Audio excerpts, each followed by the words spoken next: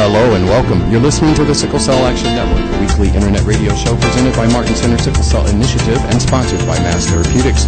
We're coming to you live from Indianapolis, Indiana, and we're here to serve you by providing up-to-date information and opinion on all matters pertaining to sickle cell disease. My name is Gary A. Gibson, and I am your host for the next 2 hours. Let me start by saying that I don't have sickle cell disease, nor do I carry the sickle cell trait. In spite of that, I am no stranger to sickle cell. Quite the contrary. You see, even though I don't have sickle cell, it has had a very huge impact on my life. That's true because its complications took my wife from me after 12 years of marriage. It also caused her to have a miscarriage that resulted in the loss of our twin babies that she was carrying while in a sickle cell crisis. So all told, sickle cell has taken 3 lives from me, and I feel the pain of those losses every single day. I currently serve as the president and CEO of Martin Center Sickle Cell Initiative, a community-based organization that has been serving people with sickle cell for over 45 years. Each day, I attempt to transform the pain of my losses into positive energy that is focused on making a difference for those who are battling sickle cell. From being involved with sickle cell for over 40 years, I'm able to say that much progress has been made, but there is still so much work to do. This show is an opportunity to contribute to the ever-expanding dialogue about sickle cell that is taking place all around the world. Our show is about raising awareness, but it is also about so much more. I like to say that sickle cell awareness is important, but we need more than awareness. Those living with sickle cell are already aware. That makes me ask, so what are we doing for them? My answer is not enough. That's why we've named this show the Sickle Cell Action Network, because awareness without action has very little impact. We want this show to be a source of information and a call to action to help those who must live with sickle cell in their midst. We've designed the show to provide information that is beneficial to patients, caregivers, family members, and friends alike. Most importantly, we want people with sickle cell to know and understand that they are not alone. The Sickle Cell Action Network show features live guests who are healthcare providers, patients, advocates, and others who are engaged in the fight to eradicate sickle cell and ease its burden on those it affects. Today, we're pleased to speak with 2 dynamic couples, each of which has one spouse who has sickle cell disease. We're honored to have Anthony and Lena Harvey in studio with us today. We will also have Tamara and Saleem Adams, who are actually running just a few minutes late, but they should be here shortly. We are very serious about sharing valuable information, and we hope that you will join us every week, same time, same station. If you've missed some of our previous editions or wish that you could listen to them again, don't worry. Just go to the Martin Center Sickle Cell Initiative YouTube page and you'll find them there. Now let's get on with our show, and as always, we'll start with this week's edition of Sickle Cell News Update. Our first article to share with you today is entitled Helping Children with Blood Disorders Navigate Their Care. And it's coming to us from New Brunswick, New Jersey. It says, thanks to a 2-year, $70,000 commitment from Embrace Kids Foundation, the Rutgers Robert Wood Johnson Medical School Comprehensive Sickle Cell Center, housed at Rutgers Cancer Institute of New Jersey, is expanding to include a pediatric sickle cell and hemoglobinopathies nurse navigator position. The center receives referrals from the state's newborn screening program and from pediatricians in the central New Jersey region. The primary focus of the pediatric sickle cell and hemoglobinopathies nurse navigator is to enhance patient services, remove barriers to care, and improve care coordination. The nurse navigator supports the families of infants identified by newborn screening, beginning at the first point of contact, and facilitates communication between the family and care team. This includes collaborating with psychosocial counselors and service organizations to direct families to various resources. The navigator also educates families about their disease and treatment process, including identifying clinical trials for which the patient may be eligible. And as adolescent patients begin to transition into an adult hematology care setting, the navigator plays a vital role in making sure the teenager is informed and connected to treatment and other resources. Sickle cell disease is a lifelong condition that is marked by episodic medical setbacks. The impact of this disease is disruptive to the family unit on many levels, notes Embrace Kids Foundation Executive Director Glenn Jenkins. The role of the pediatric sickle cell and hemoglobinopathies nurse navigator is integral in getting families back on track and returning a youngster to a normal childhood. Embrace Kids Foundation is pleased to be able to support this critical work in partnership with Jason and Devin McCordy through their Tackle Sickle Cell program. Due to research and clinical advancements, the average life expectancy of babies born today with sickle cell disease has greatly improved, and many likely will live into late adulthood. However, this goal cannot be achieved unless medical care takes a comprehensive, multidisciplinary approach with emphasis placed on prevention of long-term complications and timely treatment, notes Richard Drockman, MD, Section Chief, Pediatric Hematology Oncology at Rutgers Cancer Institute and Professor of Pediatrics at Rutgers Robert Wood Johnson Medical School. With this commitment from Embrace Kids Foundation, we will be able to further empower patients and families with the knowledge and resources necessary to assume self-care to maximize longevity and quality of life. We thank Embrace Kids Foundation for its dedication to this population. So says Dr. Richard Drockman. And that's the end of that particular story. Our next article, 7-year-old cancer survivor with sickle cell disease named Chief of the Day. I like this little story. Coming to us from Detroit. A 7-year-old boy who is bravely battling 2 diseases at the same time put on a badge and uniform this week. Detroit police honored him on Wednesday with the top title in the city as Chief of the Day. Rodney Burton of Southfield, Michigan, has been diagnosed with sickle cell disease and Hodgkin's lymphoma. Rodney's family says he's bravely fighting the disease since birth and was diagnosed with cancer last year. But there's also something else he's always wanted to do: fight crime. I want to help people, and I want the city to be protected, he says. Rodney, now cancer-free, is getting to live out one of his lifelong dreams. This is one of the dreams, and I'm just so happy he's able to experience this. It's just awesome, says his godmother, Sonia Clayton. After arriving at his first day on the job in a helicopter, Rodney met with members of the SWAT team, the bomb squad, Detroit firefighters, and Michigan State Police troopers. After that, he even challenged the department at its own game, the Running Man Challenge. Detroit Police's version of the Running Man Challenge went viral earlier this year. Their dance video has been watched more than 8 million times and brought in a resurgence of people applying to the department. Chief James Craig heard of Rodney from Rodney's pastor, Pastor Maurice L. Hardwick, at Live in Peace movement. Rodney says his pastor is one of his best friends, and he thinks very highly of Rodney, too. He's a great kid, smart, so witty. He's so knowledgeable. He understands what's going on all around the city. He knows where every street is, Pastor Hardwick says. This is a young man who is courageous, who is suffering from an illness, and to be able to give and fulfill a dream certainly brings some brightness to his life, Chief Craig says. That's a cool story, little 7-year-old boy getting to be chief of police of a major metropolitan city. And finally, I wanted to just give you a overview of what is happening in New York City next week at the MAST Therapeutics Sickle Cell Disease Conference. MAST is, of course, our main sponsor, and we are delighted that we will actually be able to participate in that conference in New York City. And their conference is really rather unique. They bring together different manufacturers or pharmaceutical companies that are working to develop drugs for sickle cell disease. And there are a number of them, and it is kind of out of the ordinary that they even bring in their competitors to help talk and deal with sickle cell disease. And that is a part of this particular conference, which will be happening on September 8th in New York City. Among some of the panels that will be happening is a global disease, global solutions panel. There is going to be a panel on opioid use, education, and new warnings. There's also going to be a panel on bone marrow transplants, the risk and benefits of those. Another panel on controversies, future issues, and emerging trends, and yours truly will be moderating that particular panel. Looking forward to it. Also, the American Society of Hematology will provide an overview of sickle cell disease policy and programs. And then there will be corporate presentations from several different companies that are producing or trying to produce drugs for sickle cell disease, including Global Blood Therapeutics, Mass Therapeutics, Dilaforet, and Prolong Pharmaceuticals.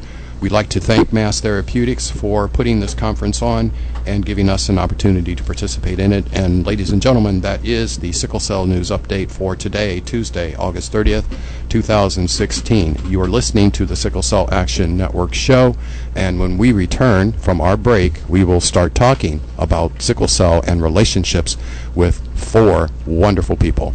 This is the Sickle Cell Action Network show. I'm Gary A. Gibson, your host. Welcome back to the Sickle Cell Action Network Internet Radio Show. I'm Gary A. Gibson, your host, and I'm really happy about today's show. It's got this overriding theme, and that theme is love, and our producer, Mr. Harold Bell, is going to keep playing all of this syrupy love music, as he says. But we're talking today about sickle cell and relationships, and it's my honor and pleasure to be able to introduce our guests to you today. And we're going to do like we always do and have each one of them say a little bit about themselves so you get to know who they are by what they tell you. So one by one, I'm going to ask each of them to please tell us where you were born, how old are you, what do you do for a living, and for those of the spouses that have sickle cell, please tell us what type of sickle cell you have. And I'm going to go kind of around the table here, and I'm going to start with Saleem. Saleem, tell us a little bit about yourself, please. And welcome to the show. Thank you. My name is Saleem Adams, and I am 41 years old. I have SS disease. 42. And I'm sorry, 42? I'm 42 years old. Yep, I sure am 42 years old. Couples at work already. Positive about that one. Okay. But 42 years old. I have SS, and my wife and I just moved here from Virginia Beach, Virginia. Okay. And I am off and on an Uber driver. Okay, great enough. And then what about you, Tamara? Well, I am the spouse of Saleem Adams, Tamara Adams, who just had to remind him that he was a year older. And I just turned 40. Awesome. Right. Congratulations. Happy birthday. Thank you. On August the 9th. I am currently an at-home mom to twin boys. Okay. I don't need to do anything else. And I am originally from Philadelphia, Pennsylvania, and we just moved here from Virginia. All right. And then, Lena, you've been on the show a couple times already. Yeah, I think maybe this is my this is the third time. Fourth? Third or fourth. Yeah, third or fourth. That's because you're so good at this. I know. I'm always happy to be here. All right. Well, thank you. I'm Lena, guys. Lena Harvey. I am 31 years old. 31? Yeah, okay. I'm just making sure now. Now you got me paranoid. I'm 31, and I have sickle cell beta thalassemia plus. I was diagnosed at 4. I was born in Chicago, Illinois, and Indianapolis is my home of 20 plus years, and I'm happy to be here. Thank you, Lena. And finally, last but not least, Anthony. I am Anthony Harvey. I am 31. I was born in Decatur, Illinois, which is nowhere near Chicago. And I moved to Indianapolis when I was 14. I am a biologist at Dow AgroSciences. Awesome. Biologist. All right. Well, now that we've all introduced ourselves, we're going to start talking and asking some questions. And the first question I'm going to direct at you, Tamara, and I'm going to start by just saying that many sickle cell patients have a difficult time finding lasting companionship, but some are able to do so. And you're one of those people that doesn't have sickle cell that has decided that you're okay with being in a relationship with someone that does. Would you please tell us how the two of you met? And then tell us when you learned that Saleem had sickle cell. Okay, so we met.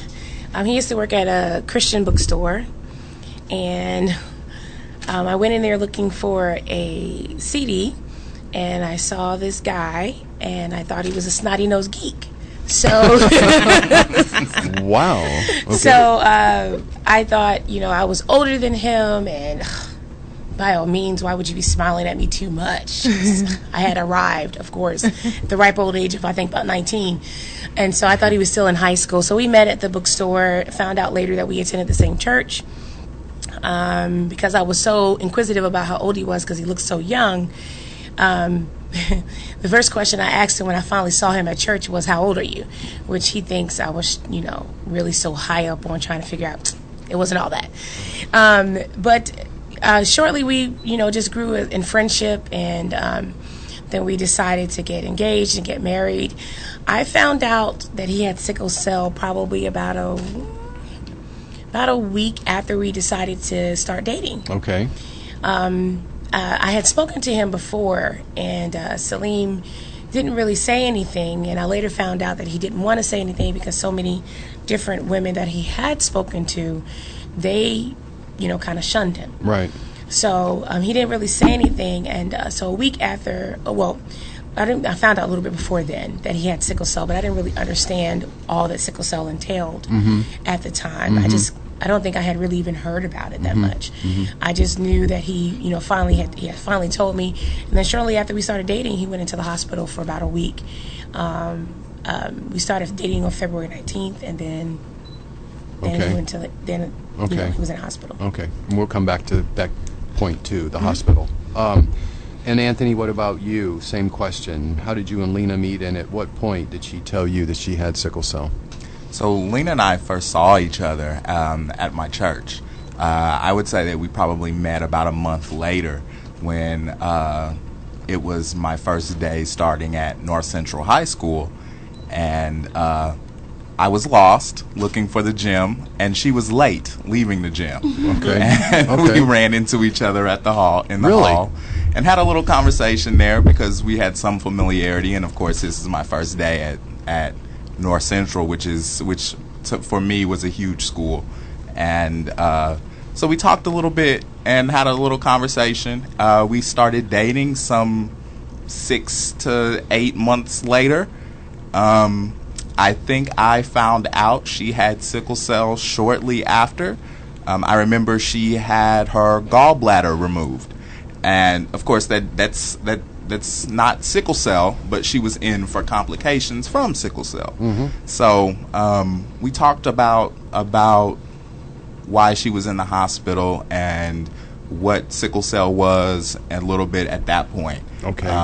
But as you said, we'll get deeper We'll into get deeper that into all question. of that. And then so I'm going to come back to you, Tamara, and just say, did you know that much about sickle cell when you first found out? You said you didn't, so you want to expound on that a little bit? I didn't really know much about it, but closer to when we decided to, this was permanent for us, that we were going to get married, his mom started giving me a little more information of what... Closer to the point you got married. To the point we got married. Uh-huh. But prior to that, I didn't have any real understanding of what everything that entailed sickle cell. I just didn't know. And what about you, Anthony? I didn't know anything either. I didn't have any family members who had sickle cell, and I wasn't aware of anyone having trait in my family or anything like that. So this was totally new for me. So the first thing I did was run to the internet and try to find out as much as I could, or run to some textbooks, because probably the internet was an unreliable source still.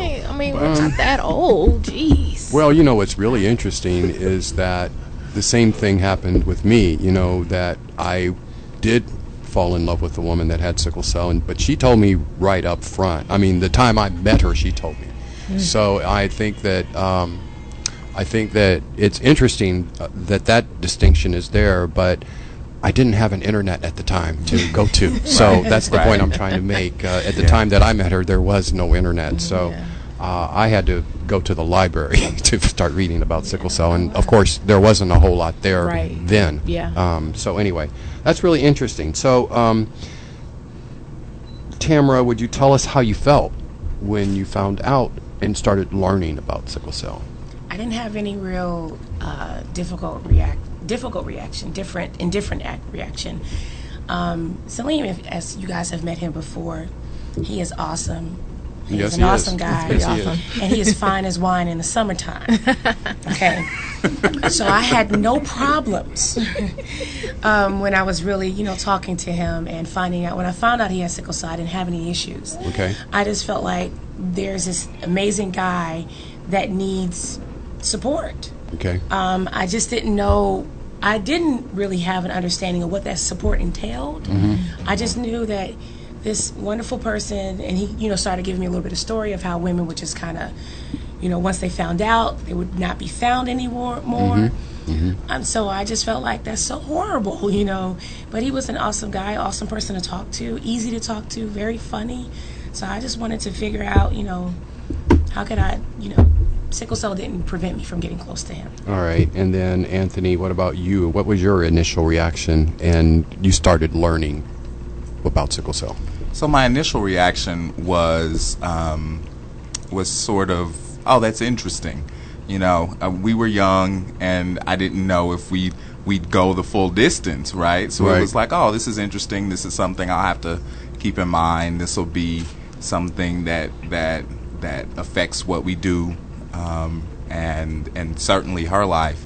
But as we got further into our relationship, I did more and more research into what it entailed, and I think there was inevitably a moment where I realized we were serious, and okay, well, I need to be serious about knowing what this disease looks like, not just for her, but for me as well. Okay. So, Saleem, was it awkward for you when you did tell Tamara that you had sickle cell? If so, why? And if not, why not? It wasn't really awkward for me to tell her that I had sickle cell because I had to do it before, several times before. But I was just interested to see the outcome, her reaction. I mean, especially since you'd had the previous experiences with telling people and then they disappear, right? Right. I mean, I would tell them, and actually before I told anybody, they were fine. The girls were okay, and everything was fine. But then as soon as I would tell them I have sickle cell, all of a sudden the phone calls either slow down or they just stop all completely. Nobody comes by to see you, and even if you are in the hospital, they're still not going to call or come by to see you. So when I told Tamara, I was already kind of used to it. I had built that thick skin already. So when I told her, it really didn't matter if she said okay or not. Okay. I mean, it did matter because I was, interested in her and everything. Right. But I know what you mean. at the same time, right, it wasn't really gonna devastate me if she said, she didn't want to continue the relationship or whatever the case may be. But it was hard. It was hard to tell her at first, but at the same time, I was looking forward to. I was curious of the outcome. What was she gonna say? What was she gonna do? Right. Okay. Yeah. And then, what about you, Lena? For me, Was it awkward? I wouldn't characterize it as awkward. I would say something more along the lines of anticipatory. I really wanted to know what he thought about it. I wanted to know what his genuine feelings were. Mm-hmm. Once I really broke down to him what the disease is and how it affected my life at that time. Mm-hmm. Keep in mind, we were all of 15 years old. Mm-hmm. And so that had a lot to do with my perspective on telling him, because from my perspective, I was head over heels like the moment I saw him. So I didn't want to lose him, but I didn't fear it. I just didn't, that didn't enter my mind. I just felt, okay, he needs to know this information, so let him know. And I just really wanted to find out what his reaction was going to be. So had you had the same kind of experience as Saleem, where you would tell people and they would kind of leave you alone? Only in the sense of friendships, platonic relationships. Okay. I had a lot of girlfriends and school friends that knew of my sickle cell, and even like going back way to grade school, we would go out for recess, and my little girlfriends would get me water and make sure I'd rested, and tell my teacher if I needed a break. So I had a lot of positive experiences growing up, but every now and then, there's always that kind of kids play, kids talk, oh, she's the sick one, stuff like that. Mm-hmm. It never really got bad. And so I think I was lucky and very blessed that until I met Anthony, I had never experienced any heartbreak surrounding my sickle cell. Awesome. That's great. Well, I think, ladies and gentlemen, you can tell that we've got a great group of people in studio with us today. I think they're just delightful and they're honest and open, and that, what else could you ask for? We're going to continue our discussion with them shortly. We're going to take a break, and when we return, we'll hear more from Saleem, Tamara, Lena, and Anthony. This is the Sickle Cell Action Network show. I'm Gary A. Gibson, your host. It's really great to be in this room with all this love flowing between these couples. It's pretty outstanding. So thanks again for your willingness to be here. We're going to continue our discussion. And Tamara, I'm coming to you with this one. Mm-hmm. So what is it about Saleem that made you fall in love with him enough to marry him? I didn't have to pretend around him. Okay. There's no pretending. Just be real. Most of you all don't really know all of who I am. I'm a very colorful person. A what person? Very colorful person. Okay. And so I didn't have to pretend around him. I can just be myself. We could have in-depth conversations, meaningful conversations, and not surface conversations. And that's how I met him. I met him having those meaningful, really wonderful conversations. He wasn't trying to, be the typical guy. He was a really cool guy. So the first time I really met him, when we went on our non-date, it's another story for another day.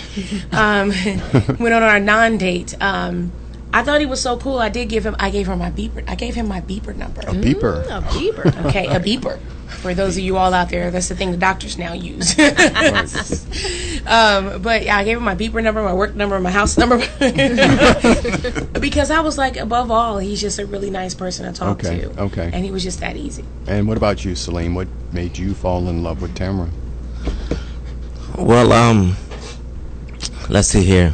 If a man is really, really honest, he will let you know that the first thing that draws him into a woman is her face and her anatomy. Because you can't carry on conversation first, so you got to be attracted to something first.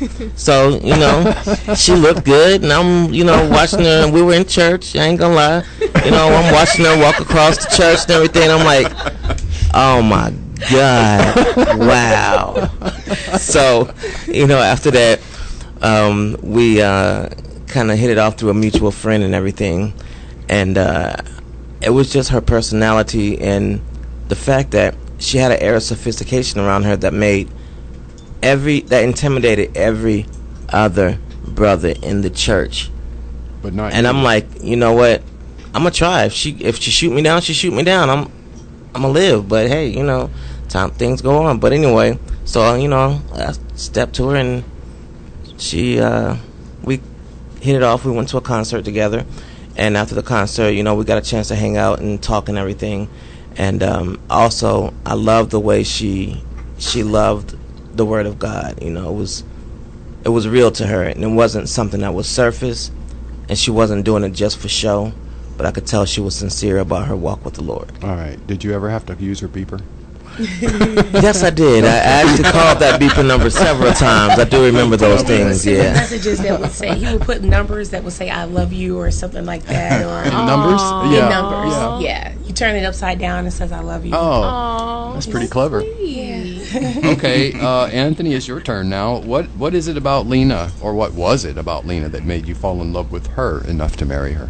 Well, of course, looks and personality.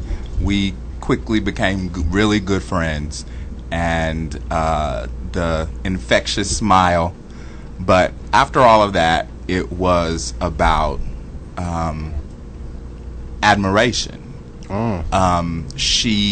When we would talk about our future, she would talk about our future as if sickle cell was a non-factor. Okay. And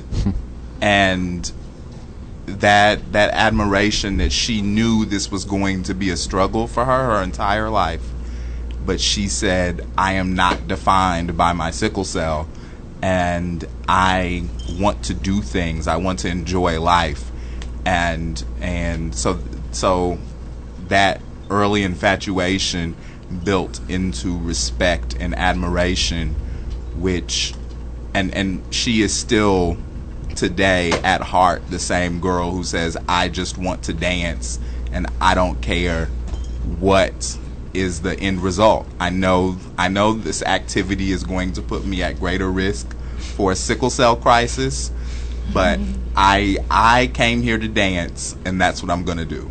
You said that so well. You really did. Lena, what about you? What made you fall in love with Anthony, who clearly is deeply in love with you? I know, right?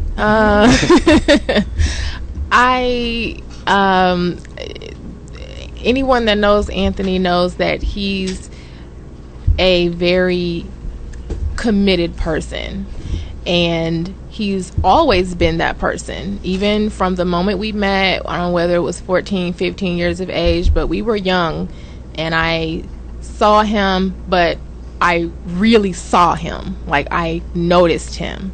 Not just because I thought, oh man, he is fine. Once again, from across the church, same situation. And I'm looking like, okay, all right, I see you, God. You know, you doing something, God, you know. But right from jump, I realized that Anthony was not like all the other boys. He had a way of walking that was attractive, because I could tell that he had self-pride, but not such a hefty dose that, you know, he would need to be knocked down a few pegs. Right, he wasn't an egomaniac. Yes, okay. He just understood who he was, where he was going, and that gave me a sense of stability that I had never really experienced prior to meeting him. Okay. So just as he said, we became very good friends. We laughed at a lot of the same things. We carried on in such ways that I had never had a best friend like him before. And I saw that he cared about me genuinely. And so that grew into a love very quickly at a young age. Wow. All right, so there you have it. Let's change subjects just a little bit now that we know where everybody's coming from and we know that there is this love between all of you. Tamara, do you remember the first time that you witnessed Saleem in a sickle cell crisis? And if so, tell us, how did that make you feel? I actually do remember the first time that. I actually do remember the first time he was in a sickle cell crisis, and that was a week after we actually started dating. I know this may not be a popular idea, but we did not believe in casually dating. We believe that the person that you date, in process of your dating, is going to be marriage. So when we decided to date, we knew marriage was in our future. Okay. That was not a non-negotiable for us. So otherwise we would just, be around friends. But about a week, it was about February the 19th, he went in. We started dating on February 19th of the year, and a week later he went into the hospital. He was in hospital for about 3 to 4 days. I wasn't, at that particular time, I was not in the hospital with him at the onset of the crisis. I was actually in the hospital with him, after the onset was gone. However, the first time he was actually in a pain crisis, I just remember seeing him balled up in a fetal position. And he's 6'2", so to see him balled up in a fetal position was just heartbreaking and heart-wrenching for me, for him, to see that. So and I just remember thinking, I've got to do something to make this better. I have to do something to make it better. And so that was the first time that I saw him in a crisis. And Saleem, from your vantage point, what was it like for you to know that your companion was watching your agony like that? At first it was, a little bit embarrassing, but after a while, I thought about it, and she was like one of the only women that ever showed up, while I was in pain crisis. So I recognized then that she was somebody different and someone special, and even though it kind of embarrassed me for her to see me that way, I was also at the same time happy that she saw me that way, because now she gets to see firsthand what sickle cell is all about, and what we go through. And she was getting trial by fire. She really was. And she was sticking right in there. Yeah, she was. Yes, she was. Yeah. Yep. How long have you two been married, by the way? We've been married for 16 years now. Okay. Yeah. And then what about you, Anthony and Lena? I'm going to let Anthony answer that question. Because you don't 8 know? years. Because you don't remember? That's my girl right there. 8 years on September 23rd. Yes. It's coming up, Lena, September I know. 23rd. Make a I note of know. that. Don't I forget. will. I Write won't it forget. down. Yeah, write it down. Put it in your BlackBerry or something. I mean, Okay. it's been a while, guys. It's been a while, okay. It's just black. What about you, Anthony? What was it like the first time that you went through a sickle cell crisis with Lena? So I don't remember specifically the first sickle cell crisis. There were a lot of instances in high school where we ended up driving to the ER after a fun-filled day of running around town and doing random things. But I think the first time I saw her in pain, I asked, what can I do? There's that moment where you realize someone you love is hurting and you just don't know what to do. And all I could do was ask. We hadn't rehearsed this or we hadn't really talked much about what a sickle cell crisis looks like ahead of time. But when you're in it, you just take the person's suggestions and advice and follow the directions. I feel like the first time did not result in a hospital visit, but it ended with probably a long car ride home for me, thinking about this could be life. There was probably fluids and medication brought to the bedside or to the couch or whatever, and I'm sure it involved a heat pack. But those are our at-home tools. Right. So you just get into the routine and figure out what works. Lena, you heard Saleem say that he felt a little embarrassed the first time. How did you feel from your perspective the first time that you knew Anthony was watching? I did experience a tiny bit of embarrassment. I would say it was more so of what do I look like? Because I'm a girl. I mean, Saleem is a guy, so I'm a girl, and I'm thinking, my makeup is all askew, my outfit is all disheveled. He's probably thinking, this girl looks crazy. So I just was, it came from a very vain, standpoint up until the point where, okay, I need to quit thinking about that because, my life is very serious. So once those superficial thoughts subsided, I felt comfortable because he would ask me, what do you need? He didn't run out the door. He didn't say, let's call your mama. He didn't do any of that because he very well could have just abandoned me and said, this is too much. And I was fully expecting that, I mean, not so much from him, but just if it happens and I have to, save myself in this situation. But that it was like the thought never ran through his head. Like he just was there. And if I said, get me 10,000 glasses of water, he would go to the kitchen. He would go do whatever I needed him to do. He would get my meds. He would call my mom. He would get my heating pad, just whatever it was.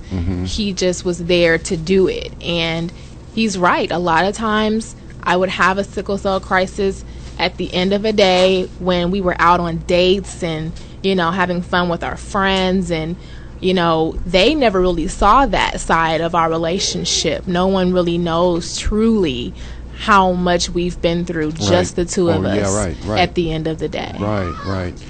Well, I think, this is really important to be out there because from the perspective of the spouse that doesn't have sickle cell, this is a really engaging thing. It really Yeah. it really pulls you in. Yeah.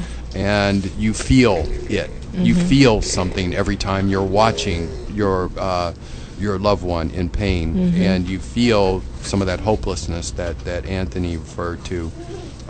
But it also shows the commitment that is there in place Absolutely. to watch that and not run Yes. away. Yes. That's really important, and I hope those who are listening understand how important that is and why I value the caregiving spouses so much. Okay, we're going to take a break. This is the Sickle Cell Action Network show. I'm Gary A. Gibson, your host. Fast Therapeutics is leading the way in developing treatments for sickle cell disease.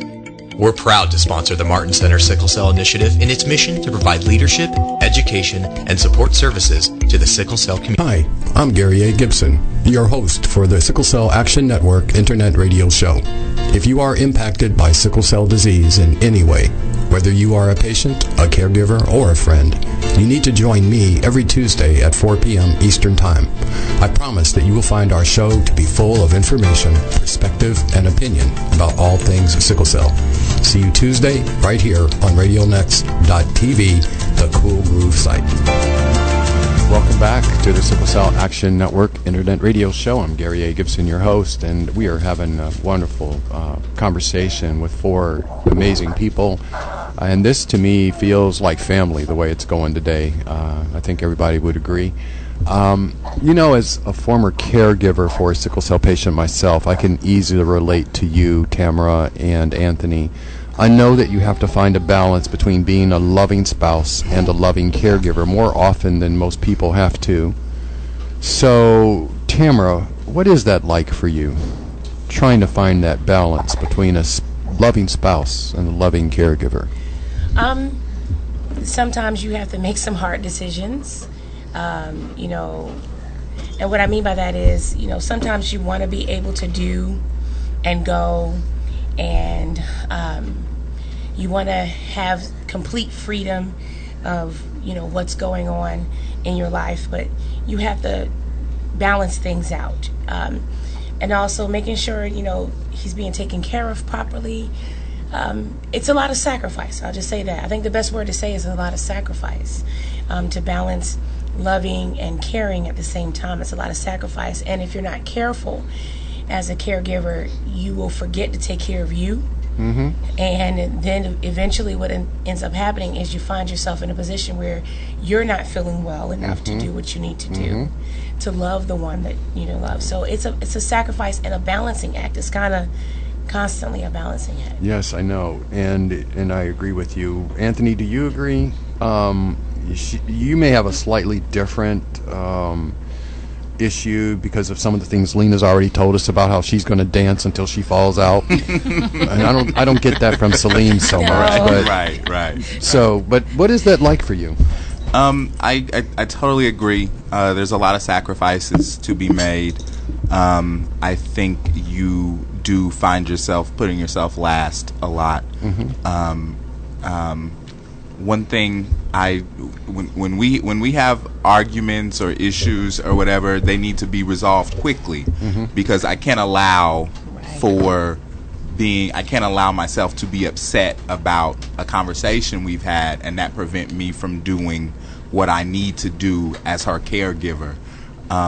Also, when she's down for extended periods of time, it gets tricky because I go into this mode where I get home from work and I need to jump right in with household chores or take care of this or that, and once she starts feeling better, I'm stepping on her toes then, because this is her responsibility and I'm still in the caregiver mode. So it can be difficult to know what is needed, which mode is needed from day to day. There are days you come home and I call it the couch tent. There's the heat pack and the blankets and everything's within arm's reach, and she probably doesn't think I know, but there are days I come home and I can tell that there has been a couch tent. She cleans it up before you come in. Yeah, because like I said, she's gonna dance. So she wants to still fulfill what she feels like are her obligations, but I still have to step in and be ready to help whenever. I think I sense, though, that both of you have mentioned the word sacrifice, but it's a sacrifice that's worth it. Yeah, absolutely. It is. Absolutely. Okay, so Saleem, I'm pretty sure you know that Tamara has to strike this balance that we're talking about, and apparently she does a pretty good job of it. Is there anything that you do to help her find that balance? Yeah, I try and do as much as I can when I feel good. You know, I try and do as much as I can. Try and help her out with the babies, getting the food ready, and whatever else they need. And just try and anticipate what is she gonna need for the day, so that way if I get down, then at least I will have helped her out with what she needed for the day, so everything else can run smoother for her. But I guess it's just about knowing each other and recognizing each other's needs when it comes to Tamara and I, because like I said, I try and relieve as much pressure as I can while I can. Okay, so you recognize that there is this pressure on her. Oh yeah, and it's big pressure. I mean, you went from helping to take care of your husband, who is a grown man, but at times has debilitating pain where he can't move, he can't get out of bed or anything, and then you become a parent to two twin boys, and it's the same thing all over again. So now you got three people can't feed themselves hardly sometimes, can't get out of bed, nobody's walking, nobody. She's the only one that can walk. Right. She's the only one that can walk. She's the only one that can do the chores. She's the only one that can do whatever. So yes, I can only imagine it's big stress. And Lena, what about you? Is there anything that you do to try to help Anthony find that balance that he needs to have between husband and caregiver? Yes, I definitely agree with Saleem. When I am feeling my best, or if I'm just able to get up and do something, I try to do as much as I can during that time. So when I'm having good days, I try to do things that can last or roll over to the coming days, so that if something does happen, if I do have a crisis, or if I do have a day where the whole day is spent in the couch tent, just there's just pills and water bottles and Gatorade bottles and heating pads and Doritos bags and cell phone chargers, there's just stuff, then I can afford to spend that day in the couch tent. I try to make it so that if a day like that hits, it doesn't fall on a day where everything else is also in shambles. So I try to do as much as I can on my good days to prepare for my off days. What might be some of those things that you try to do? I would say for the most part, it's all because I stay at home. I don't think I said that earlier. What I do, I'm a stay-at-home mom. Okay. And so I try to do things like keeping the laundry in a state of okay. We're good. It may not be 100%, but we're good. So I'll do the laundry. I will do any household chore that could possibly make him grumble when he walks through the door. Like there's no dishes or very little dishes. There aren't any huge messes of toys. Jackson is fed. He's got quick meals in the refrigerator, so that if the next couple of days Anthony doesn't have to worry about cooking him mac and cheese from scratch, he can just heat it up. So just anything like that. Okay, gotcha. And so I think let's go back to talking about that first crisis for a minute. And Tamara, the first time that you experienced with Saleem, or if not, then, but did that crisis involve a trip to the hospital? And if so, what was it like for you going to the hospital with him for the first time? It did involve a hospital visit for the first time. and when we went to I didn't. The very first crisis, I wasn't the one who took him to the hospital. Right. It was his mom. Okay. That took him to the hospital, and she was actually kind of upset because at that moment, he was so excited to have a girlfriend that was staying around that he was not being mindful of his care. Okay. And so, according to Mom, he wasn't being mindful of his care. And so, when I got to the hospital, she was in full, listen, he's got to be home by such and such a time, and he's got to be in a bed, and he's got to eat, and he can't stay out all kinds of nights. And I thought, okay.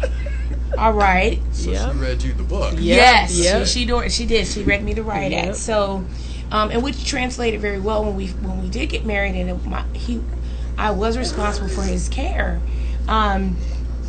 It changed everything. But that first time in the hospital was kind of surreal. It kind of felt a little awkward. I didn't know that because our first year of marriage was blissful. That second year, he was in the hospital. I remember one time a friend of mine, both of us had to actually carry him in the house because he could not walk in the house on his own.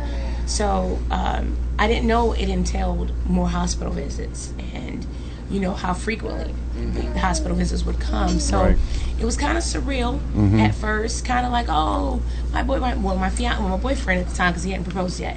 My boyfriend's in the hospital, no big deal, kind of thing. But you quickly get an understanding, when he can't get out of the hospital, when he couldn't get out of the hospital bed, that changed my perspective. It did. Okay, and then Anthony, your turn.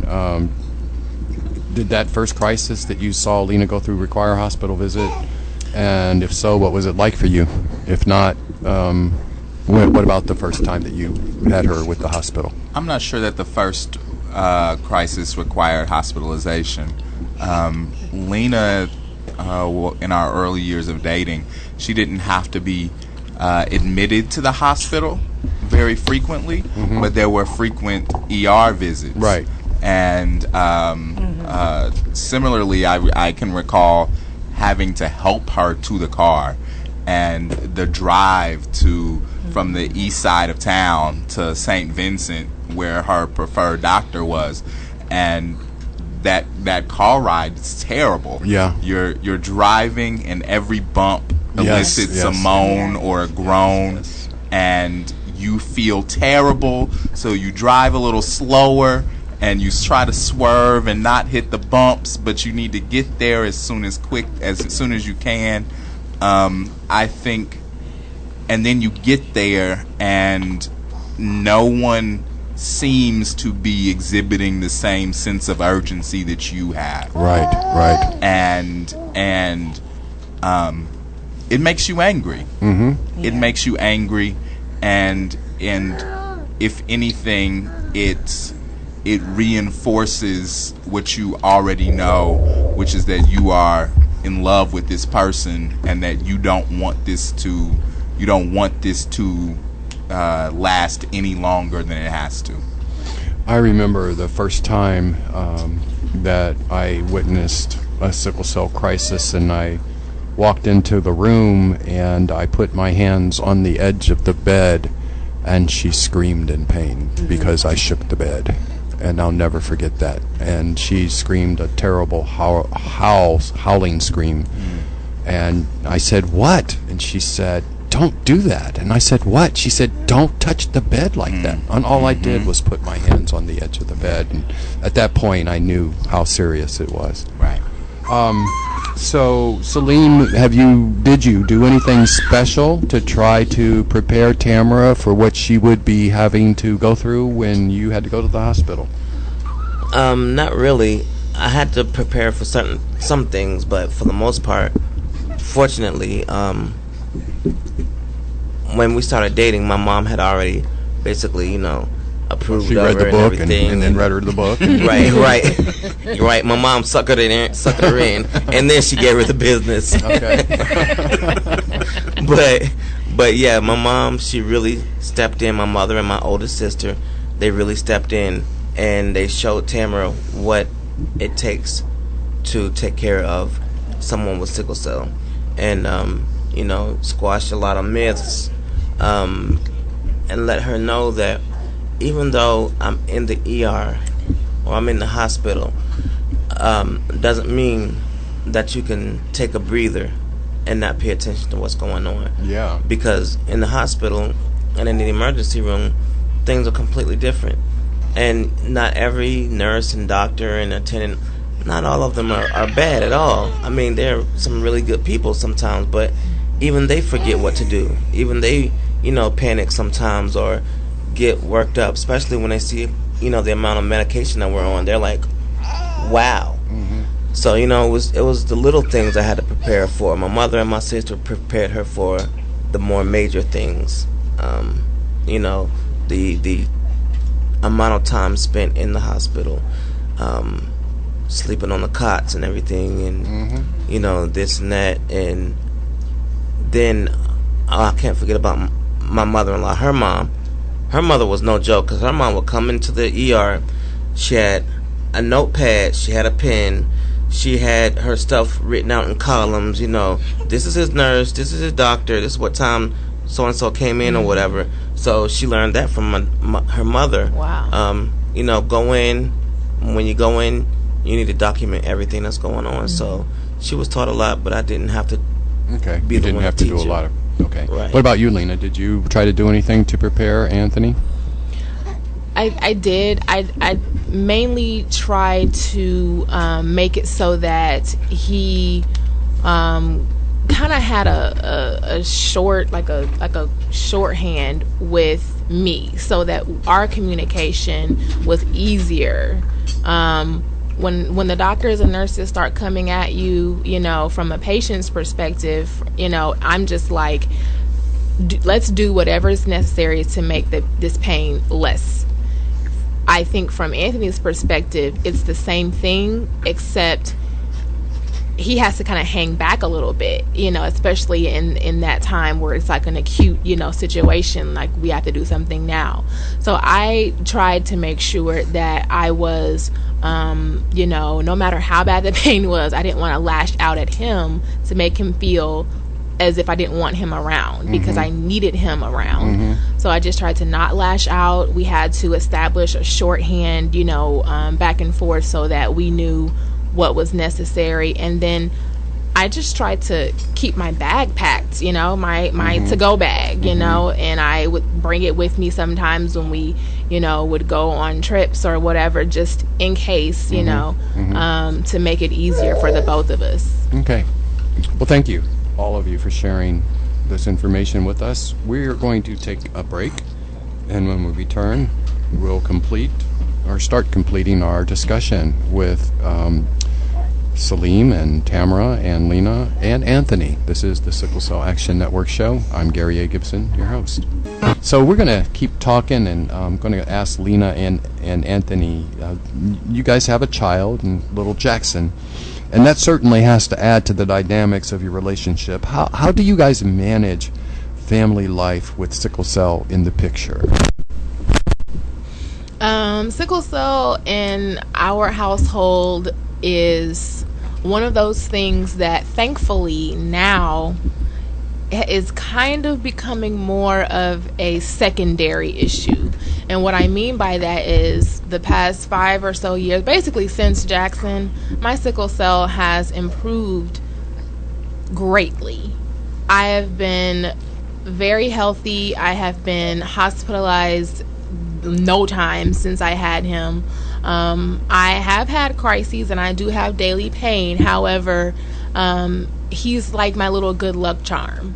And so every time I look at him, I just want the best for him.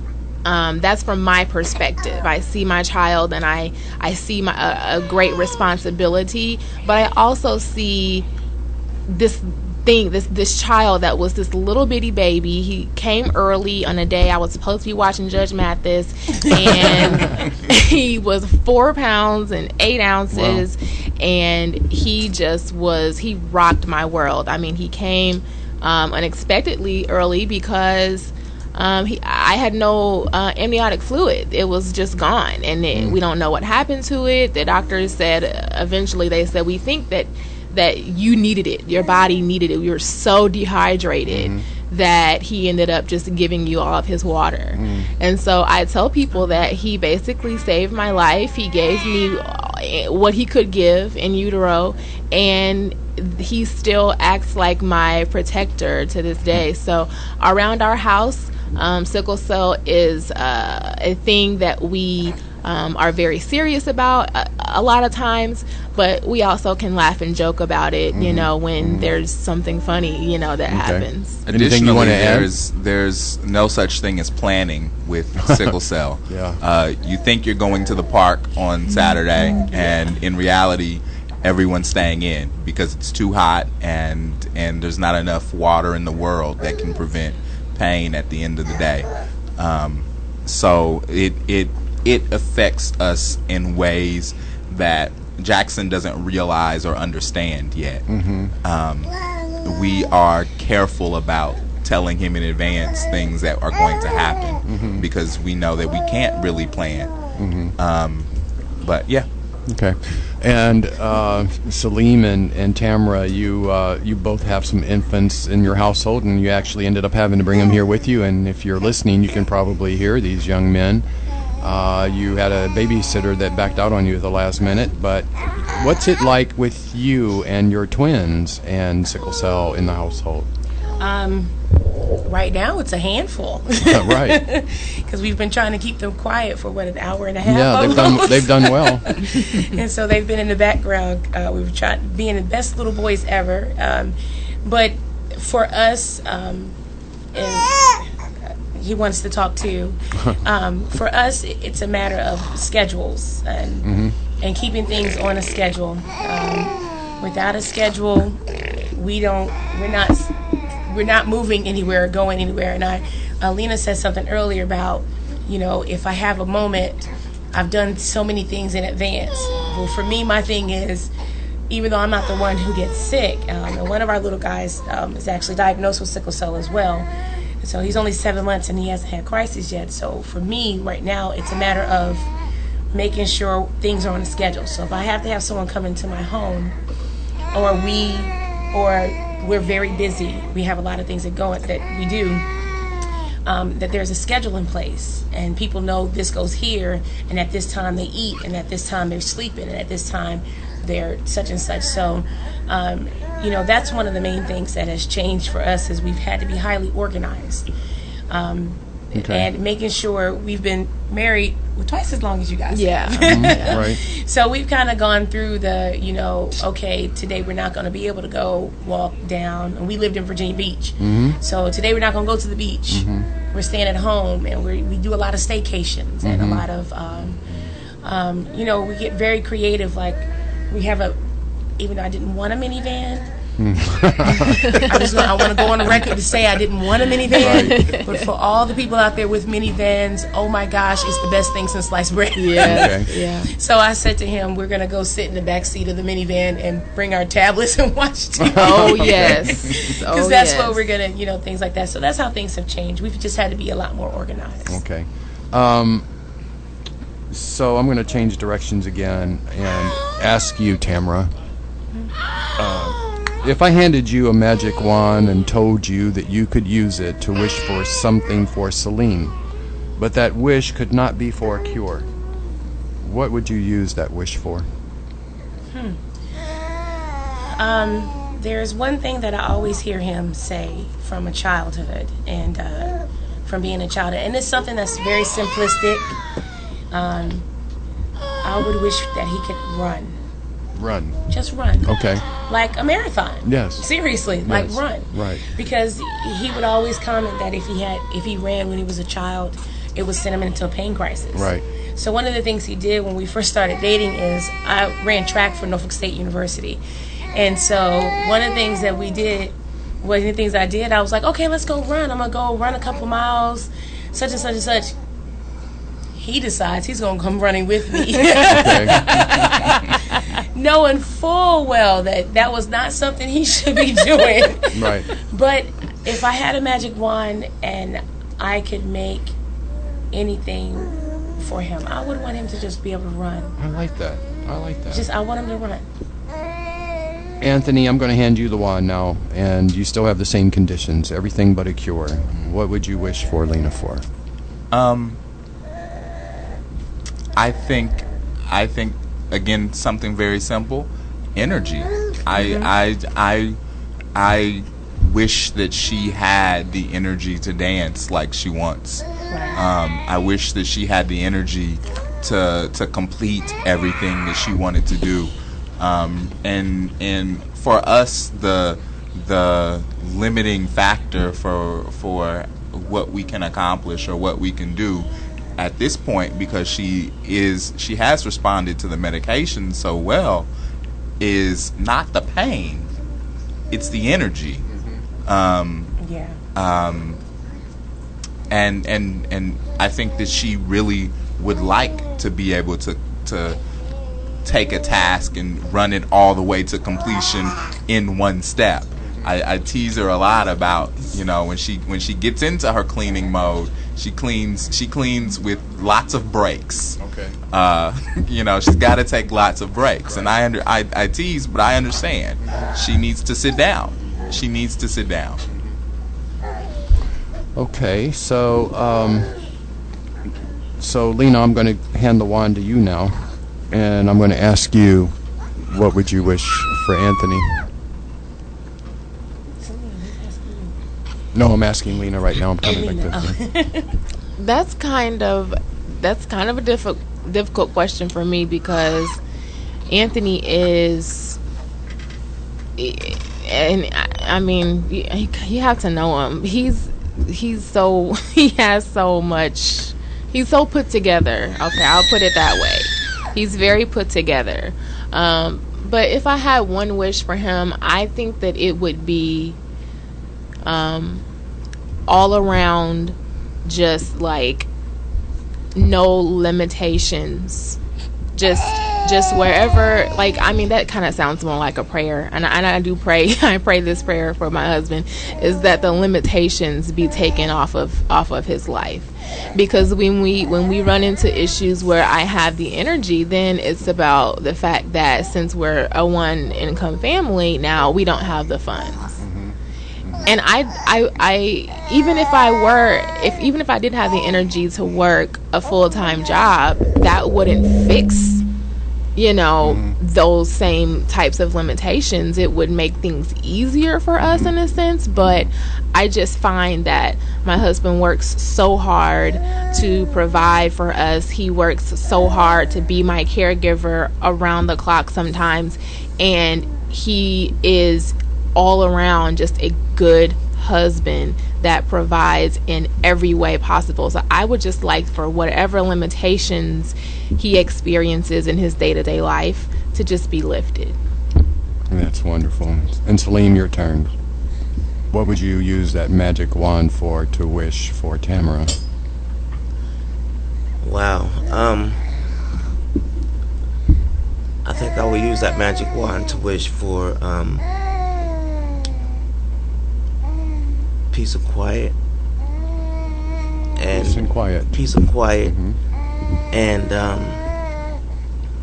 And understanding from those looking in from the outside, because not everybody knows what it is to be a caregiver, and everybody is always so focused on the patient that the caregiver gets overlooked sometimes. Oh, yeah. So, just a little understanding from everybody else on the outside, and some peace and quiet so she can relax sometimes and do what she needs to do and what she wants to do for herself. Well, I think that's pretty well said, and that's one of the reasons why I wanted to do this show this way, because I do think that people don't give enough attention to the caregivers. I really think that obviously the patient needs what they get, but sometimes I don't think the caregivers get as much as they need. So I think that that's an important thing to talk about. So since we're starting to run out of time a little bit, I'm going to ask this question. What do you feel, is there any lessons that you've learned that you'd like to share about living with sickle cell in a relationship. Lena, what about you? What lessons would you say that you might have learned that you'd like to share with somebody that might be listening that might not necessarily have the wonderful relationship that you have? I was just discussing this with a friend not too long ago. One of the biggest lessons I've learned, not only within my relationship, within my marriage, but also just from having sickle cell my whole life and having to deal with it and the people around me, is that no one person, no matter what affliction they may have, no one person can do anything alone. Having help, having someone that is not only your spouse but also your caregiver, that's a type of double duty that takes a very special person, a special kind of person, to be able to fulfill and do them both well. And so I've learned that in my life, whether it means it has to do with my sickle cell or not, I know that if I need help, I have to ask for it, and I have to expect it from the people that care for me. Luckily, in my case, my husband, we've been together for what seems like so long. From 15 on, it's been 16 years, and we are best friends still. That's so important. That is a foundation that has evolved into caregiver, husband, wife situation, and also a great father. I didn't want to leave that out. So when I need help, he just knows it a lot of the time. I don't have to ask for it. But there are times where I do have to ask for help, and I feel that that is a very human thing. Ask for help. Saleem, what about you? What lessons have you learned that you would like to share? Just understanding each other. Always look at both sides of the fence, because sometimes you can get caught up in the you in the moment. And what I mean by that is you can get so caught up in the fact that you're hurting or whatever, or you're so tired that you're forgetting about your spouse. You're forgetting that they're human beings also. They have things that they want and need to do, and you don't want it to seem like they are just how can I put it? You don't want to seem like that you're the only one going through something. You gotta remember there's somebody else that's going through something also. So both of it, looking at it from both sides of the fence all the time, and be slow to judge or whatever in that area. I hate to use that terminology because so many people, don't like that, but be slow to judge in that area, and always remember that you're not the only one going through something. Yeah. Anthony, what about you? Lessons? Communication's really important in any relationship, and I think it's extremely important and when you are doing double duty with the husband and caregiver, spouse and caregiver. Lena mentioned earlier that we have a shorthand for things, ways to describe what's going on without having to say too many words. Because as you're writhing in pain, you don't want to talk. You don't want to expend that energy to say a whole lot. So it becomes very important to have an ease at which you communicate, and that's every relationship, but once again, really important when you are called upon to be someone's caregiver. Okay, and Tamara? Well, he took mine. Okay. I had it all ready and set. But the other thing I would say is just know that you are each other's advocates.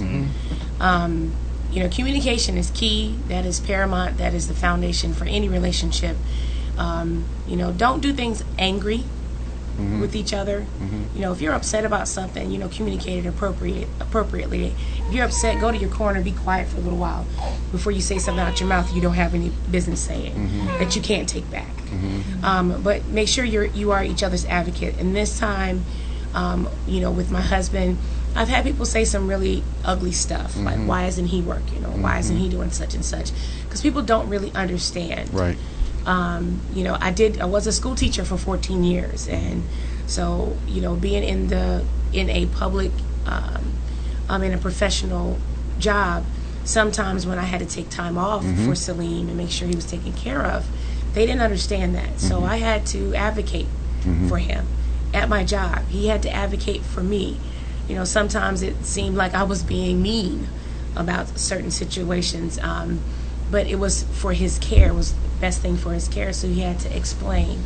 I can be a very blunt person at times, and so sometimes that can be misunderstood as I'm just being mean about it. But it's not that I'm being mean. I just don't believe in beating around the bush. Right. I really just don't. But make sure you are advocating for each other and love each other often. Say I love you every day. Kiss each other every day. And make sure you spend time with each other, even if it's 2 or 3 moments, just a hug, and just say, I love you. Thank you. You're welcome. Thank you, Anthony Harvey, Lena Harvey, Tamara Adams, and Saleem Adams for being our guests today. You are great. This is, I think, one of our best shows. And Mr. Bell is nodding his head yes. Very powerful stuff, and you guys are just wonderful, and I'm glad that you were able to come today, and thank you for doing that. So it's time to close the show, and I'll do that with my usual closing thoughts, and this one I think is appropriate. And I'm going to start with a quote that says, "Sharing a triumph with someone you love is an incredible high." And the person that said that is named Cynthia Weil. She's a prominent American songwriter. She's famous for having written many songs together with her husband, Barry Mann. She and her husband have created songs for many contemporary artists. They've won several Grammy Awards and Academy Award nominations for their compositions for film. Sickle cell disease can bring a lot of issues into the lives of those affected by it. Sometimes these issues may seem insurmountable, which in turn can add to the stress that is already there in place. Of course, as we all know, stress is not really anybody's friend, especially someone who is living with a chronic condition like sickle cell. That's why it can be so beneficial to have someone not only on your side, but by your side, someone who can share both the pains and the triumphs with you. When I think about how cruel and heartless sickle cell can be, I feel deeply sorry for those who have to face it alone. I can think of nothing more heartbreaking than to think of someone alone who is in agonizing pain. It just doesn't seem humane to me, and it isn't right that it even happens at all. But it does. Just as heartbreaking is thinking about the patient who overcomes yet another crisis and has no one to share in their joyous feelings of finally getting out of the hospital after a month-long stay. That happens too, and I really wish that it didn't. That's why I'm always thrilled to see a loving couple that faces the sickle cell dilemma together. Jean-Bertrand Aristide, the former president of Haiti, said it as well as anyone could. He said, "If one suffers, we all suffer. Togetherness is strength, courage." And aren't strength and courage things that people with sickle cell could sometimes use a lot of? I mean, life is tough, and we can all use some extra strength and courage at times, but none of us need them more than those who have to face the many demanding challenges that sickle cell presents in their lives. Sickle cell has the tendency to place hardships on people's relationships. After all, through no fault of the patient, the spouse can end up finding themselves in some very difficult and demanding situations. Whether it is advocating for their loved one to ensure that he or she is receiving the best medical treatment, or arguing with the insurance company that is refusing to cover a new procedure. Spouses sometimes have to do things that they wouldn't normally have to do for someone else that they might have married.